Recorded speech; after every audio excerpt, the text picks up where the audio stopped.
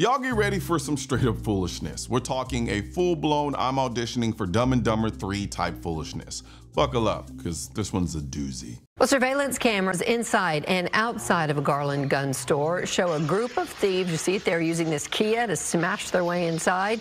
Slams into the store, then the driver backs out. The rest pour in, one of them getting dragged by debris. And in the end, they don't even get what they were looking for. The store's owner tells us this is, in fact, the third time in 3 years he's been hit. This week, his storefront was finished with concrete barricades and an inside locked gate. But this sign has always been up since the shop opened nearly 4 years ago, reading, "All firearms and optics are locked up when closed." So what did the kid see? Like, what did he see in here, you know? Just after 2:30 a.m. on July 19th, surveillance video shows a silver Kia pull up to the strip mall. A man in dark clothing and a hood gets out and peers through the front window. He gets back into the Kia and backs it up. Seconds later, others dressed in similar clothing exit the back seat. The driver then floors it, plowing the Kia through the front of the store. The Kia then makes multiple attempts to back out as the group pours into the store. At one point, you can see one of the thieves get caught up in the debris as the Kia backs away. So he had to back the car out to basically rip the gate down, and when he did, it took basically the gate, the whole storefront, everything with it. Once inside, the young men holding backpacks do a quick sweep and realize there aren't any guns on display. The thieves grab 2 knives and a flashlight before running off. Alamon and Garland police arrive to extensive damage, glass and debris, with the Kia still sitting out front.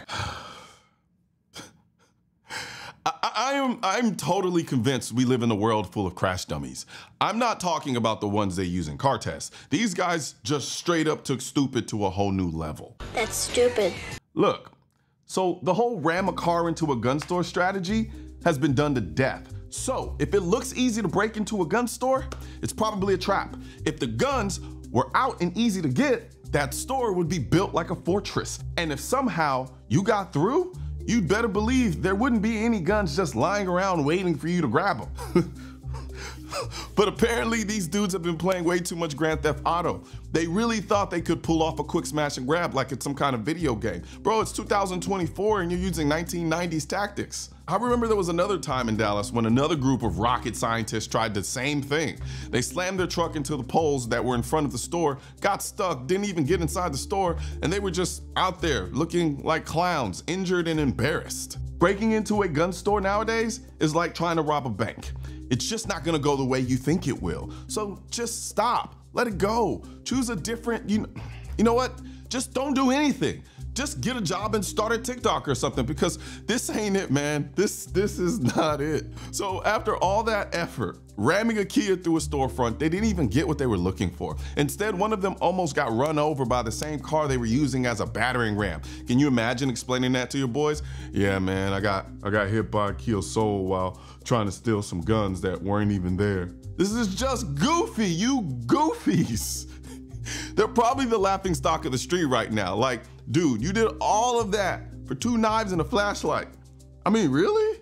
All that trouble just to end up in jail or worse. Because there are other stories where the owner shot and killed the robbers trying to break into the gun store. That said, I'm honestly surprised that the Kia made it through the front of the store and then managed to back out. The Kia Soul isn't exactly a Brinks truck, but I guess it's the go-to for aspiring criminals these days. And let's be real, Kias are one of the easiest cars to steal, so I guess that's why they chose it. What these goofballs don't realize is that attempting to steal a gun from a federal firearms dealer is a federal crime. So even though you didn't actually steal any guns because you couldn't, if you're caught, you're looking at serious federal time. So yeah, maybe next time they'll think twice before trying to live out their Grand Theft Auto fantasies.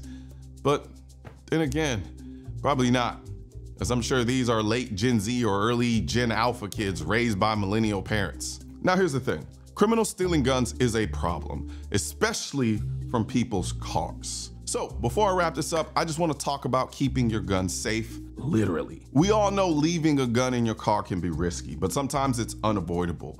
That's why I've got a little something to help you out. On my website, shop.mrcolion.noir, I've got a selection of custom portable safes that can be secured to your car via security cable for those times when you have to leave a gun in your vehicle. Safes like this LifePod.